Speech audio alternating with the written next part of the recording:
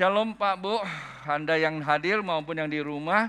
Saya datang ke hadapan Anda yang di rumah, sambut sekalian dengan kesediaan waktu beberapa menit ke depan mengikuti jawantara firman Tuhan yang akan saya sampaikan buat kita semua. Buat Anda yang kali pertama hadir di tempat ini, selamat datang. Tentulah Anda bukan orang asing di tempat ini. Itulah sebabnya jangan mengasingkan diri. Pastikan Anda tidak langsung balik. Beberapa saat kemudian Anda bisa berjumpa dengan staf saya. Ya tentu kami akan berikan visi dan misi gereja setempat, ya gereja di tempat ini ya. Demikian juga kami ingin ambil bagian untuk berdoa buat Anda yang punya pergumulan sebenarnya. Demikian buat Anda yang kali pertama hadir atau yang pertama kali mau terima Yesus, mungkin sudah sering datang di sini maupun di rumah. Atau yang kali pertama untuk membuka channel ini sehingga Anda mendapatkan sinyal dari Tuhan, ingin terima Yesus sebagai Tuhan. Ikuti doa saya nanti di akhir daripada khotbah saya. Ya, ketika Anda sudah mengikuti, Anda dapat menghubungi kami. Tentu di layar monitor ada alamat kami tertera. Demikian juga kalau Anda di luar kota, Anda bisa berkunjung ke gereja setempat. Ya, semua gereja Tuhan itu adalah gereja yang bisa melayani kita. Yang terpenting adalah gereja Tuhan dan ada gembalanya. Jangan gereja Tuhan nggak ada gembala ya. Dan memberkati. Baik Pak Bu, malam ini kita mau sama-sama untuk terima firman Tuhan.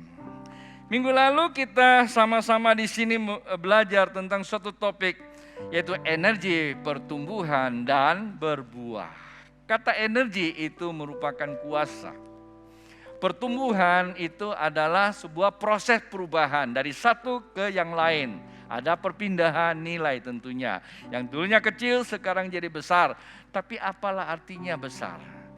Kalau tidak berbuah, ya, untuk membesarkan itu gampang. Kasih makan saja, terus saja dia bisa besar. Betul enggak? Kurung aja di kamar, di gudang, kasih makan, terus dia juga bisa besar. Tapi kan kita bukan makhluk seperti itu. Ya, itu namanya makhluk liar. Dalam bahasa kerennya disebut apa? Homini lupus. Ya, homini itu adalah manusia. Ya, luput itu adalah gambaran serigala. Serigala itu diibaratkan kalau Alkitab itu adalah orang yang berdiri di depan gerbang indah. Di situ ada filosofinya. Gerbang indah itu kan kata indah kan? Maksudnya apa? Maksudnya ini aku ambil yang sederhana saja ya. Sederhana itu gereja. Gereja indah enggak? Datang ke gereja indah juga. Menyembah Tuhan indah juga. Dengarin musik indah, dengar khotbah indah. Tapi apa artinya kalau cuma hanya di gerbang? Keindahan itu bisa buat orang menjadi apa? Suka di situ. Nyaman di situ kan, rasa nyaman kan, indah itu nyaman kan. Tapi Tuhan tuh bukan buat kita nyaman. Tuhan membuat kita itu bertumbuh, berubah dan jadi berkat. Maka untuk itu perlu ditanam di dalamnya. Kata Alkitab kalau benih tidak jatuh dan mati tidak akan bertumbuh dan berbuah. Nah pertanyaannya, siapkah kita ini mati di dalam Kristus? Wah itu yang gak enak itu, gak enak banget. Tetapi saya katakan gak enak bagi kita kalau kita siap lakukan, maka kita akan sesuatu yang terjadi di dalam kehidupan kita. Minimal buat keluarga kita akan merasakannya. Kalau keluarga kita merasakannya, orang lain akan mengalami tentunya kan. Nah untuk itu kita perlu lanjut. Pagi tadi saya khotbah juga untuk ibadah pagi, energi pertumbuhan. Kita bicara energinya. Nah malam ini kita mau bicara satu topik, pengalaman energi firman Tuhan. Nah itu mulu ya, energi mulu lagi ya. Apa itu pengalaman? Pengalaman dengan mengalami kan berbeda. Ada perbedaan sedikit ya, nggak banyak Pak. Kalau mengalami itu hanya lintasan, kalau pengalaman itu sudah menjadi berakar. Sesuatu yang sudah Anda alami minimal Anda lakukan 1, 2, 3 kali berulang-ulang. Nah berulang-ulang itu bisa saja disebut budaya atau ritual. Nah itulah disebut karakter. Salah nggak mengalami sesuatu berulang-ulang menjadi ritual? Nggak salah kalau menampakkan Kristus di dalamnya. Yang jadi masalah kalau kita melakukan sesuatu berulang-ulang tapi negatif, karakternya jadi apa? Negatif. Saya pribadi ada kesulitan loh. Saya ini tipe pengkhotbah tuh nggak bisa, gimana ya? Saya tuh pengkhotbah yang selalu ada senyumnya saya. Tapi Anda nggak jadi saya senyum kan? Saya kadang-kadang jadi risih sendiri. Saya nggak tahu. Saya coba nonton di TV. Saya nggak kelihatan senyumnya. Saya itu tipe orang yang kalau khotbah tuh nggak akan cembetut gitu. Marah aja pun marah senyum biasanya begitu. Nadanya agak tinggi intonasinya, tapi tetap senyum karena itu saya sudah terlatih. Dulu bukan tipe orang seperti itu. Tapi oleh kondisi keadaan sekarang kita semua dibuat nggak bisa senyum kan? Ayo senyum, foto senyum. Gimana senyum orang pakai masker. Terus ya, kita tengking supaya roh masker pindah. Supaya kita semua buka masker. Semakin ada tengking maskernya semakin kuat lagi saya bilang gitu. Nggak usah diurusin ya. Yang terpenting jagalah kita. Walaupun COVID itu sudah melandai. Katakanlah sudah mulai tidak terlalu kedengaran lagi. Tapi barang itu bukan tidak ada. Selama pemerintah belum mencabut, kita ikuti saja. Jadi saran saya ya seperti itu Pak Bu. Jadi khotbahnya belum. Ya beberapa menit ke depan ini berapa menit ke depan mulu nih. Kita akan sama-sama dengarkan. Tadi saya sudah kasih tahu ya topiknya ya. Jadi topik kita malam ini adalah pengalaman energi firman Tuhan. Sebenarnya dari satu perikop ini berbicara hukuman Allah atas semua orang. Hukuman Allah atas semua orang begini. Saya coba mendefinisikan dalam bahasa secara kekinian aja. Bahwa kata hukum Allah itu firman Allah. Jadi firman Allah untuk semua orang. Nah, firman itu buat kandungan. Ada kasih dan ada kuasa. Kasih memberkati, kuasa adalah keadilan. Kata keadilan berarti ada penghukuman buat yang salah. Tetapi ada reward untuk yang benar. Kan kira tuh. Buat siapa? Kata Alkitab, kalau Anda baca ini, buat semua orang. Di mana ayatnya? Nah ini sebenarnya dari kitab Roma. Rasul Paulus menuliskannya kepada jemaat di Roma. Kita tahu lah ya, orang Roma itu bukan tipikal orang yang mudah diajar. Karena mereka punya filosofi sendiri. Mereka mempunyai pemahaman sendiri. Perpindahan antara Yunani ke Romawi dan itu orang-orang yang pintar-pintar. Kita tahu ada namanya filsuf-filsuf itu keluar dari sana. Banyak sekali yang kita kenal, yang kita tahu dari ilmu pengetahuan. Sebenarnya filsuf itu bukan hanya dari barat saja ya, timur juga ada, Indonesia juga banyak. Wah kalau bicara itu panjang lah ya. Oke, lepas daripada itu, berbicara kepada orang Romawi, Yunani itu bukan hal yang mudah. Tetapi lebih sulit lagi berbicara pada orang kekinian. Ya kekinian itu sudah beradaptasi dan berbagai kondisi. Kita baca, kita punya pengetahuan masa lalu, kita pintar meramal masa depan yang belum tentu benar. Tapi kita suka mengcoding ya berita-berita yang ya saya katakan sereweran lah ya, sampah-sampah. Tapi kita ramu akhirnya jadi kebenaran. Apakah sesuatu yang tidak benar kalau diomong terus jadi kebenaran? Enggak juga. Kebenaran tetap kebenaran, salah tetap salah. Tetapi sesuatu diramu, sesuatu yang tidak benar diramu terus-menerus, kelihatannya benar, tetap bencananya ada. Celakanya masih ada. Maka jangan main-main. Ya, jangan bilang salah diomongin benar-benar. Dia kata, ya nanti jadi kebenaran. Enggak bisa. Kelihatannya baik, kelihatan benar, tetapi bencana tetap akan jadi. Nah ini maksudnya.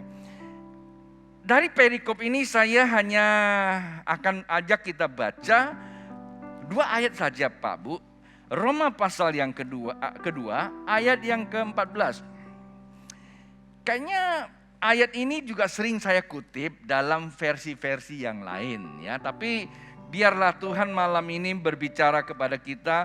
Ada maksud penting buat memperlengkapi kita. Sambung khotbah saya di bulan Oktober. Alkitab berkata di Roma pasal 2 ayat 14. Apabila bangsa-bangsa lain yang tidak memiliki hukum Taurat. Kata memiliki artinya mereka yang memang bukan diturunkan. Oke? Oleh dorongan diri sendiri melakukan apa yang dituntut hukum Taurat. Maka walaupun mereka tidak memiliki hukum Taurat. Mereka menjadi hukum Taurat bagi diri mereka sendiri. Ayat 15. Sebab dengan itu mereka menunjukkan bahwa isi hukum Taurat ada tertulis dalam hati mereka. Perhatikan baik-baik, kasih garis bawahi kalau bisa. Dan suara hati mereka turut bersaksi. Dan pikiran mereka saling menuduh atau saling membela. Saya tarik saja satu kalimat kata hukum Taurat itu yang mereka terima. Alkitab kata mereka tidak, kalau bahasa saya dengan bahasa kita sehari-hari, mereka tuh tidak punya hak atas hukum Taurat. Bukan kita juga sama ya. Hukum Taurat itu kan diturunkan ke siapa? Bangsa Israel. Apa itu hukum Taurat? Hukum Taurat untuk orang Israel. Tapi hukum Taurat itu firman Tuhan. Taurat itu firman Tuhan. Hukumnya untuk bangsa Israel. Tetapi Tauratnya kepada siapa saja yang mau mempercayakan. Hukum Taurat dengan Tauratnya kan beda. Taurat itu adalah firman. Hukumnya itu adalah tatanan kehidupan yang diatur secara konstruktif buat bangsa Israel. Kita nggak ngikutin tuh. Karena memang bukan untuk kita. Tuhan nggak berbicara sama kita. Tuhan juga tidak berbicara kepada bangsa-bangsa lain. Tuhan yang bicara pada bangsa Israel. Karena firman Tuhan diturun kepada bangsa Israel melalui siapa? Melalui Musa. Tetapi bangsa lain apakah tidak melakukan hukum itu? Melakukan hukum itu tidak. Tetapi melakukan Taurat, iya. Kalau menyembah Tuhan itu kan melakukan Taurat. Sekalipun mereka tidak mempunyai tatanan hukum, begitu mereka menyembah, terkadang mereka menyembah pada matahari, kepada bulan dan sebagainya. Kata nyembahnya itu berasal dari Torah. Tetapi mataharinya berasal apa? Ego. Paham ya? Jadi ingat aja, semua bangsa pengen menyembah Allah. Tetapi karena tidak memiliki pengenalan akan Allah, penyembahan udah benar. Mungkin bahasa saya agak sedikit Anda bingung kali ya. Ambil contoh sederhana saja, Kain dan Habel. Dua-duanya punya hasrat apa? Menyembah dari mana? Torah. Waktu itu ada hukum Torah nggak? Nggak ada. Tapi mereka menyembah dari mana? Firman Tuhan. Dan waktu itu tidak disebut Torah. Firman Allah. Allah berbicara. Dan dua-duanya mau menyembah. Tapi satu dengan ego, satu dengan maksud ilahi. Dan dua-duanya nyembah, tapi tidak dua-duanya dikenan oleh Allah. Seperti itulah dikatakan itu. Artinya Torah atau firman Tuhan, kata firman Tuhan, Alkitab katakan, firman Tuhan adalah kebenaran Allah. Ya, Torah adalah firman Allah, adalah kebenaran Allah. Kata kebenaran ada Allah itu sendiri. Jikalau itu kebenaran dan kebenaran tidak memilih siapa orangnya. Tidak memilih siapa orangnya. Siapa saja kalau dia menyimpan Torah atau firman Tuhan di dalam hatinya. Dan firman Tuhan itu tidak bisa dipekap oleh orang itu dan punya kuasa. Dia bisa berbicara. Nah maka itu dikatakan hukum dan dosa. Firman Tuhan berkuasa, dosa juga berkuasa. Lalu dua kekuatan ini siapa yang menang? Saya berikan contoh, alam semesta ini ada dua hukum yang saat ini sedang kita tahu. Ada hukum aerodinamik dan hukum apa? Gravitasi. Yang mana lebih berkuasa? Kalau hukum gravitasi berkuasa, nyatanya ada pesawat yang ratusan ton ya, bisa terbang tuh. Besi berat bisa terbang. Karena mereka mengikuti apa? Hukum aerodinamik. Jikalau hukum aerodinamik masalah, jatuh pula dia. Dua hukum ini saling mengikat. Sama, hukum dosa dan hukum kebenaran. Ya. Hukum dosa itu begitu Anda melakukan dosa pasti jatuh. Anda melakukan kebenaran pasti Anda akan bersih dari dosa. Dan itulah kata Alkitab. Nah, di dalam pembacaan kita ada yang menarik untuk kita bahas. Alkitab katakan, mereka yang tidak punya, tidak disalurkan atau tidak diberikan firman Tuhan. Tapi mereka menuliskan firman Tuhan di dalam hati mereka. Betul gak kalimat pertama ini? Ayat 15 itu. Ya kan dikatakan demikian. Sebab dengan itu mereka menunjukkan bahwa isi hukum Taurat. Kata isi hukum itu apa? Kebenaran kan? Kebenaran. Ada tertulis di mana? Di dalam hati mereka. Mana apa? Ya percaya. Cukup saja.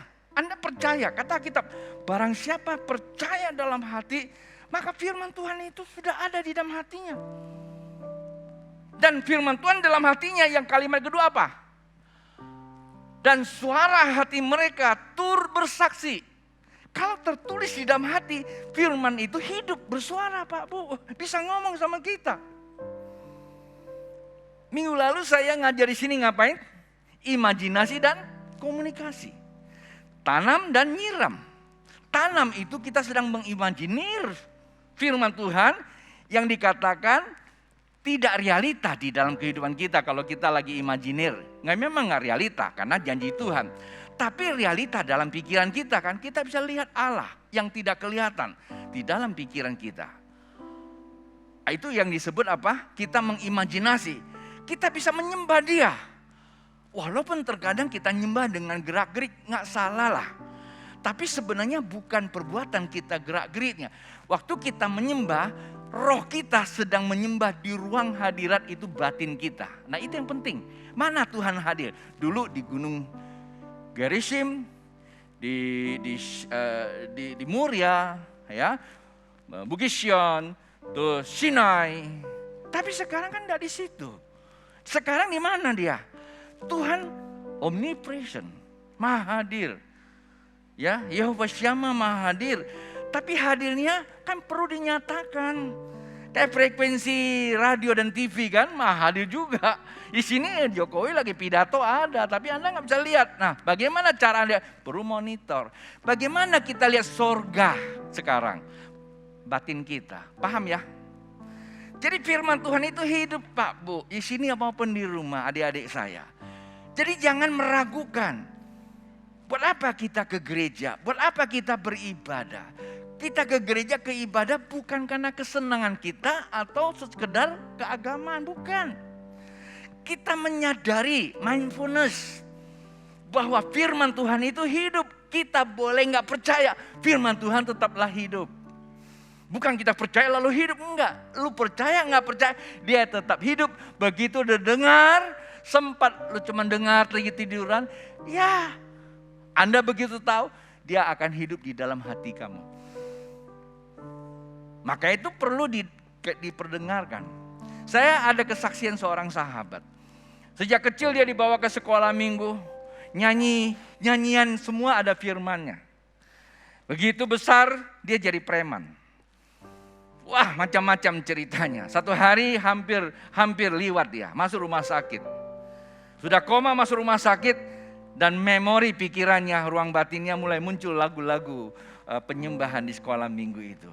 Ada Yesus yang disebut. Disitulah dia sadar bahwa dalam kondisi ketakutan dan tidak tahu kemana arahnya, ada pribadi yang bernama Yesus datang untuk sambut dia. Haleluya, amin. Pak Bu, pribadi Yesus itu tidak bisa disingkirkan, engkau tidak percaya. Tetapi dia bisa didukakan kalau engkau tidak percaya, itu aja. Dan dia bisa bicara sama kita. Itu kata Alkitab toh, betul gak? Tertulis dan bersuara. Ngapain dia bersuara? Ngajak ngopi, main gaprek, apalagi kebut-kebutan. Enggak, itu kamu, itu kita. Ya, jangan nanti aku mau ngopi ya, deh Pak, Tuhan suruh. Rohani sekali. Bilang aja lu pengen ngopi. Aku bilang sama istri saya, yang pagi-pagi aku berdoa Tuhan suruh kita ngopi. Bukan kebiasaan kita. Bawa nama Tuhan lagi. Ya kan? Tuhan ngomong sama saya, suruh saya pacaran lagi. Itu lu yang mau, ganjen lu tahu nggak? Tapi kalau belum punya istri ya boleh-boleh saja. Tapi kalau udah punya istri, mana dari Tuhan bisa ngomong seperti itu? Tuhan nggak melanggar firman Tuhan. Halo, ngerti nggak? Nah ini loh pengertiannya. Tetapi ada masalah. Yang pertama firman Tuhan tertulis dan yang kedua firman itu hidup dan dia akan melakukan bahkan dengan baik-baik. Orang yang hidup di dalam energi atau pengalaman energi firman Allah, mati tulangnya saja masih bekerja. Oh, pernah baca nggak? Namanya tulang siapa? Tulangnya Mahmud. Bukan, ya, tulang Elisa. Artinya apa? Firman Tuhan itu tidak akan tinggal dan firman Tuhan yang sudah menjadi energi pengalamannya akan berubah pada saat sangkaka Allah ditiupkan untuk membawa mereka ke awan-awan. Halo. Tapi ada satu ayat ini yang saya mau kunci nih. Ayat apa itu? Pikiran mereka saling membela. Mengapa orang Kristen sudah kian lama tapi tidak menjadi kesaksian? Paham nggak? Kau tanya, pengalaman firman Tuhan walau. Suara Tuhan berkata, iyalah, bisa dengar suara iyalah. Memang betul, tapi kok hidupnya nggak jadi berkat ya? Nah ini masalahnya. Karena apa? Pikiran mereka saling membela. Dikata apa? Pikiran mereka saling menuduh atau saling membela. Maksudnya apa sih? Ada peperangan ke individu, ada peperangan kehidupan Pak Bu. Di luar Kristen pun, ya, bukan di luar Kristen, di dalam kekristenan pun masih ada namanya peperangan. Peperangan apa? Peperangan inilah kalau kita nggak bisa menang hukum ini, hukum kebenaran, hukum dosa. Kalau kita nggak bisa menang atas hukum itu, maka kita akan jatuh seperti pesawat. Kalau kita tidak bisa menaklukkan yang namanya hukum gravitasi, kita jatuh. Paham nggak?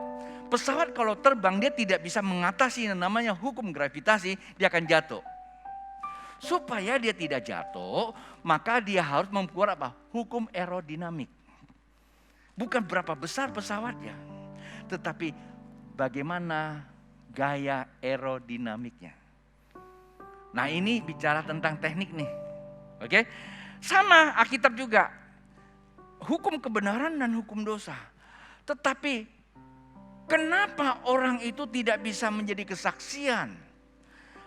Orang nggak bisa lihat firman Tuhan yang bekerja di dalam hati kamu.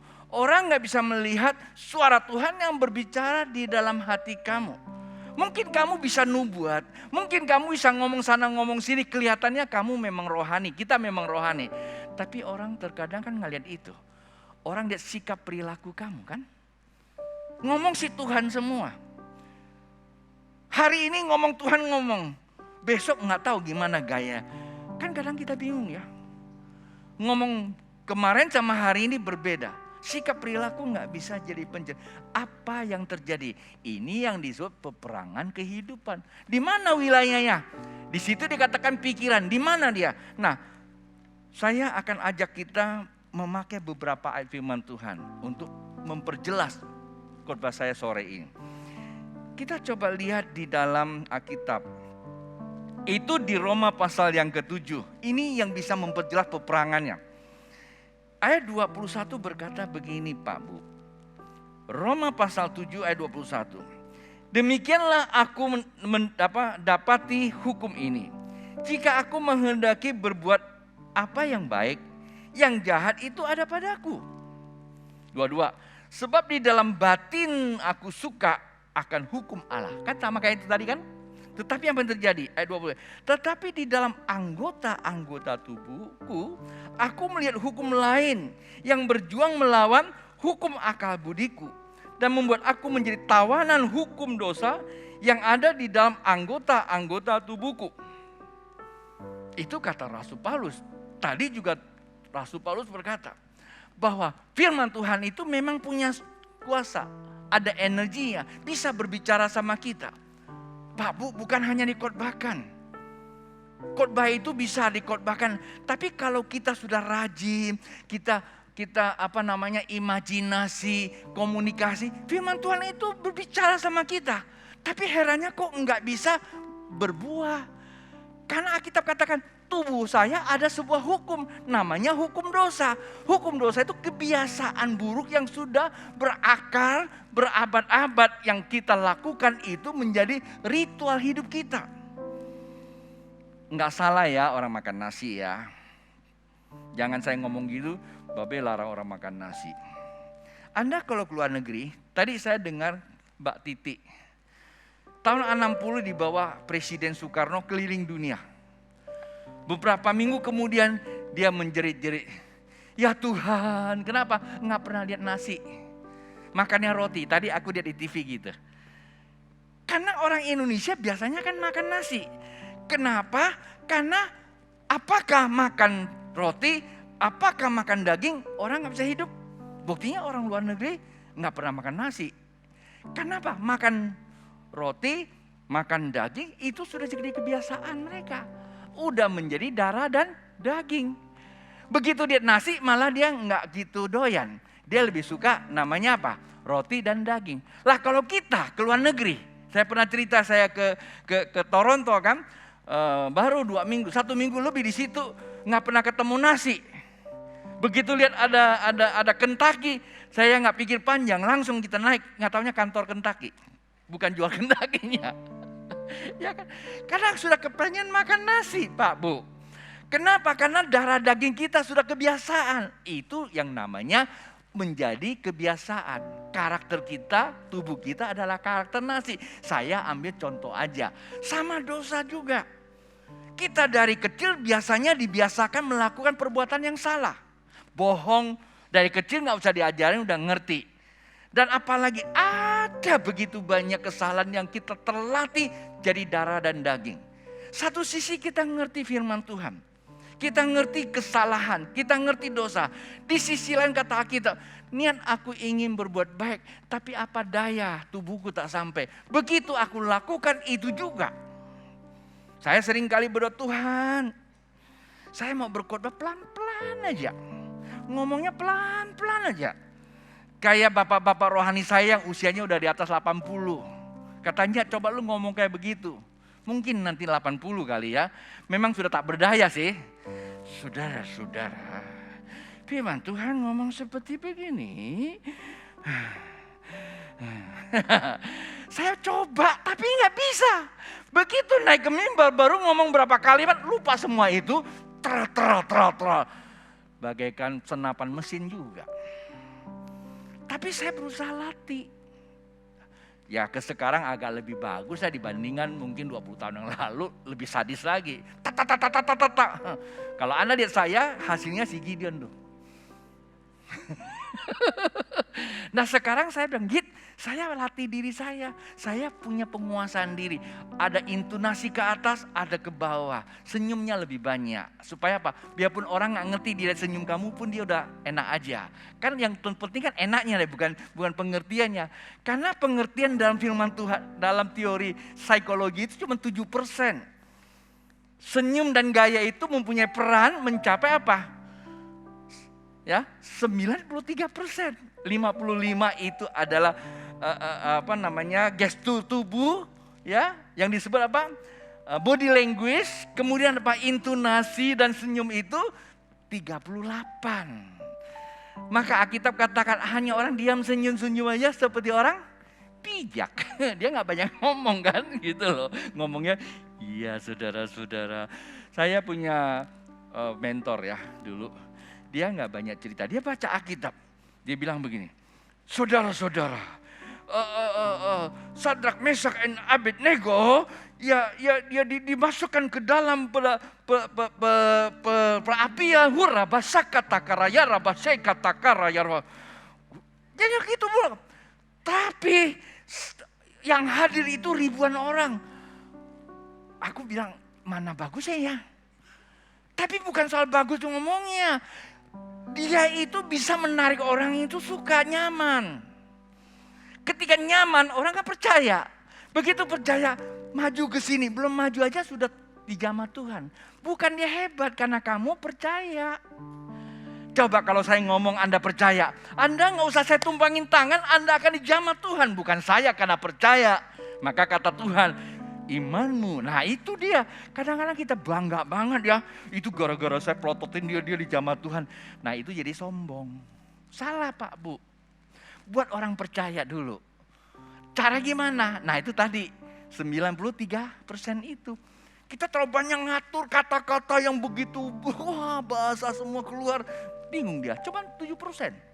Gak dapat apa-apa. Nah Alkitab katakan apa? Karena daging itu loh Pak Bu sudah terlatih biasa.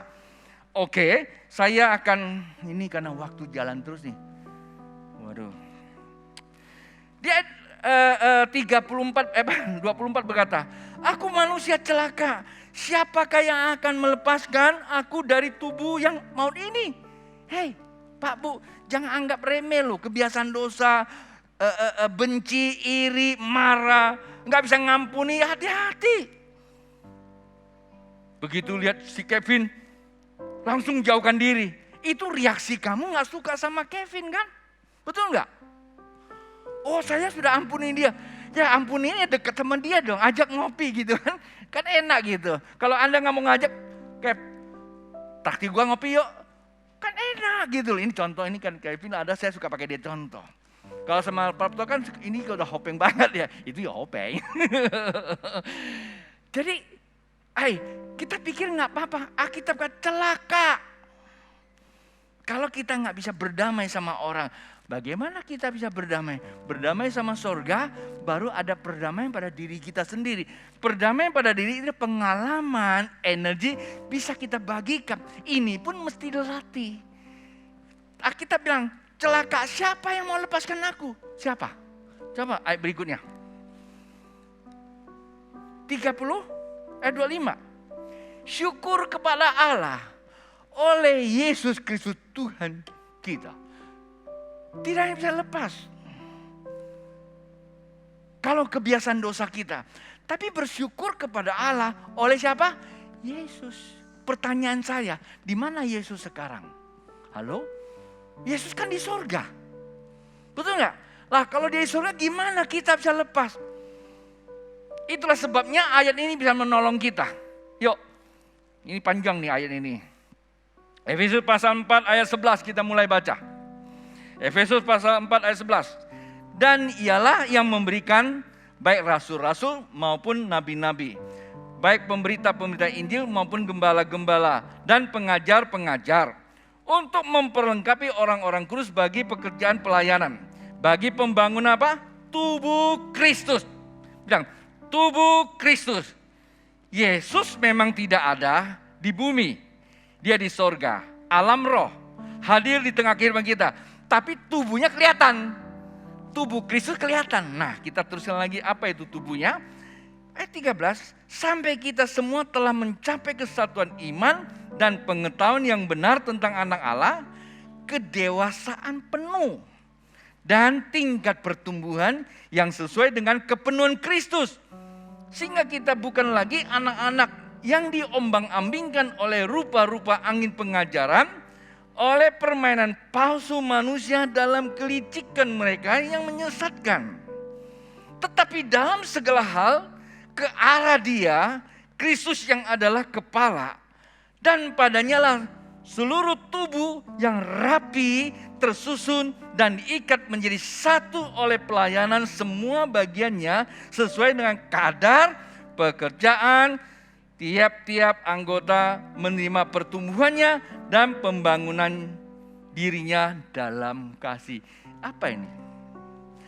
Kata Rasul Paulus, aku celaka, siapa yang bisa melepaskan aku? Kita coba kembali ke filosofi firman Tuhan. Pernah baca kitab, ada suatu jenderal namanya Cornelius. Siapa dia? Bukan orang Yahudi. Dia adalah panglima dari atau jenderal dari Italia. Tapi Alkitab katakan, dia menjadikan Torah dalam hidupnya. Dia saleh. Kalau Anda baca Kisah 10, dia saleh. Saleh mengikuti apa yang ada di Torah. Artinya firman Tuhan tertulis dalam hatinya. Bersuara enggak? Bersuara, maka dia saleh. Selain saleh, artinya apa? Dia hidup sesuai dengan firman Tuhan. Ya, dia sudah lakukan, menyembah. Dan dia juga sedekah, banyak memberi bantuan-bantuan. Orang Kristennya belum tentu gitu. Dia lakukan. Tetapi nggak cukup. Itu namanya apa? Personal worship. Hubungan pribadi Anda dengan Tuhan. Hubungan pribadi dengan Tuhan tidak akan melatih tubuh kamu. Sebab tubuh kita ini panca indera perlu dilatih. Harus dilatih sama Yesus dengan keluarganya. Keluarga pertama gagal melatih turunannya, Adam. Maka datanglah keluarga yang kedua, namanya Yesus membangun gerejanya dengan hukum yang sama, yaitu keluarga. Artinya secara personal kita bisa worship kepada Allah, tetapi secara komunal kita perlu dilatih satu sama lain. Pak, Bu, yang namanya latihan sesama nggak ada yang enak. Kadang-kadang saling menggigit, iya, tapi tidak saling membinasakan. Bisa terjadi. Kadang-kadang ini namanya proses. Umpamanya saya dengan Lukito lagi, sama Suprapto. Bisa nggak tersinggung sekali waktu? Bisa. Tetapi ketersinggungan tidak membawa perceraian. Kalau kita nggak dewasa, begitu tersinggung langsung kita hilang dari permukaan. Ingat, Alkitab katakan, jikalau kita tidak mau dilatih, Anda baca saja di dalam Galatia pasal yang kelima, ayat 19 sampai 21. Itu namanya kedagingan. Dan Alkitab katakan kedagingan, Anda kalau baca 21, tidak ada tempat di kerajaan Allah, Pak, Bu. Ayo Galatia pasal 5 ayat 21-nya. Ini bagus nih ayat ini. Boleh dibukakan enggak? Kedengkian, kemabukan, pesta pora, macam-macam tuh lah ya. Mabuk-mabukan istilahnya. Dan sebagainya. Terhadap semuanya itu ku peringatkan kepadamu atau peringatkan kamu seperti yang telah ku buat dahulu. Rupanya Rasul Paulus juga dulu begitu ya. Bahwa barang siapa melakukan hal-hal yang demikian, ia tidak akan mendapat bagian dalam kerajaan Allah.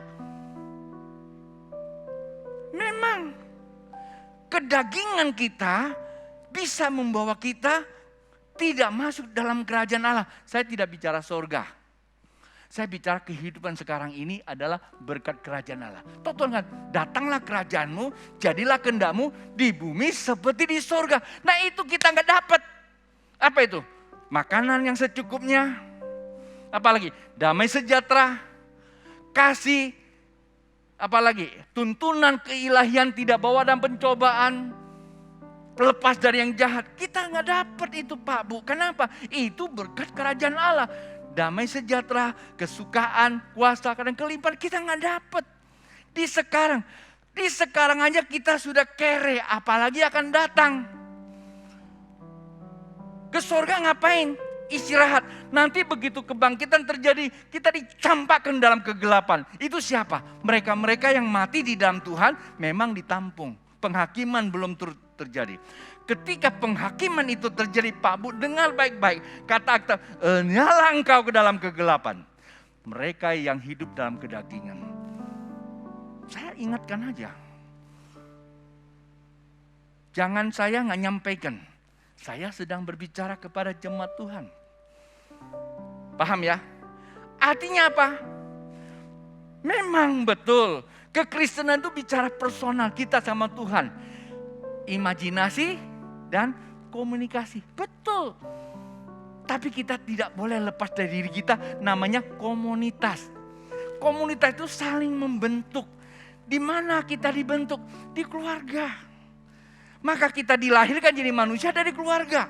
Nggak di lapangan bola, langsung jadi terkenal. Ya kan? Kalau bisa kan langsung lapang keluarga, di lapang bola langsung terkenal, kontraknya berapa triliun gitu kan. Kenapa mesti jadi tuh? Itu kayak gitu, digendong, dikasih nyusuin, apalagi dicebokin ya. Itu dilatih. Lah kata Alkitab, kedewasaan itu kan panca indera yang terlatih. Pikiran, perasaan, kehendak kita. Panca indera itu berbicara apa? Ya, berbicara kita punya visual, penglihatan. Auditori, pendengaran. Ya kan? Olfatorik apa? Penghirupan. Itu apa? Kinestetik. Kita punya apa namanya tuh? Semangat, sentuhan-sentuhan. Itu kan namanya sensasi. Itu kinestetik. Apalagi gustatori. Ini penghirupan. Pengecapan. Itu perlu latih. Kita latih makan nasi terus. Jadi nasi itu menjadi kebiasaan kita. Begitu gak dikasih makan nasi, emosi kita naik. Betul gak? Coba ke luar negeri terus. Waktu kami ke Korea, pendeta-pendeta 80-an orang semua marah-marah. 1 minggu gak dikasih makan nasi. Makannya makanan barang Korea. Jadi kami agak boikot, gak mau lagi masuk untuk seminar. Kalau gak disediakan, ayo panitia dengan rendah hati sediakan Kentucky sama nasi buat kami. Karena kebiasaan makan nasi, salah gak sih? Nggak salah juga karena kita belum terlatih. Coba ya, kalau kita latih, saya sore hari jarang makan nasi. Cuma makan apa?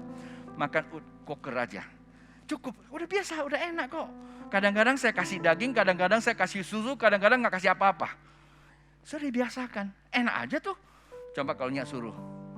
Walaupun dikasih 2 gelas, tetap aja dia masih lapar. Karena malam masih makan nasi lagi. Karena kebiasaan, ya kan. Kalau pagi aku juga gak makan nasi. Kopi, kue, pisang, itu makanan saya. Pisang sama apa? Ubi, 2 macam aja. Dari dulu sampai sekarang sama. Mungkin sampai akan datang lagi sama. Cukup kenyang sampai siang baru makan nasi. Terlatih tubuh kita. Oke, begitu lihat itu aja kita udah nyaman. Nah, itulah namanya panca indera terlatih. Bisa ngerti khotbah saya sore ini? Maksudnya apa? Firman Tuhan itu berkuasa, tapi nggak cukup. Kita perlu dibentuk. Firman Tuhan itu merupakan kesepakatan kita ke sorga. Keteritar kita kepada sorga untuk hadirkan dia di dalam kehidupan kita. Tapi kita perlu apa? Menyerahkan diri. Masih ingat ya di dalam Matius pasal 18, pasal 18, 19, 20 ya. Pertama apa? Covenant, komitmen. Kedua apa? Kesepakatan, kerendahan hati, kerelaan untuk kita dibentuk. Lalu yang terakhir apa? Kesediaan kita untuk apa? Hadir. Untuk menerima satu sama lain. Bagian daripada apa? Kelengkapan kita sebagai tubuh yang indah. Bayangkan, tubuh kita itu difungsikan sesuai dengan fungsinya. Anda nggak usah bilang jadi kepala atau jadi tangan. Itu posisi. Posisi itu disesuaikan dengan fungsimu. Saya pengen jadi pemain musik. Saya daftar sama David. Fit, Papa mau jadi pemusik. Bisa nggak posisi saya? Langsung David takut dia. Pertama papanya, kedua gembala lagi. Langsung besok Pak Tony main keyboard. Posisi saya pemain keyboard. Jangan tanggung-tanggung, leader lagi. Tapi begitu saya datang keyboard, rusak keyboardnya. Fungsi saya nggak ada. Ngerti nggak maksud saya? Fungsi itu perlu dilatih Pak Bu. Kalau dilatih sudah menjadi ahli, nggak usah minta posisinya. Dengan sendiri akan menghasilkan posisi. Anda mau jadi posisi apa? Orang kaya. Nggak usah minta-minta. Fungsikan diri kamu dulu. Kreativitas dulu. Nilai dibangun dulu. Kekayaan akan datang kepada orang yang siap dilatih. Haleluya. Amin.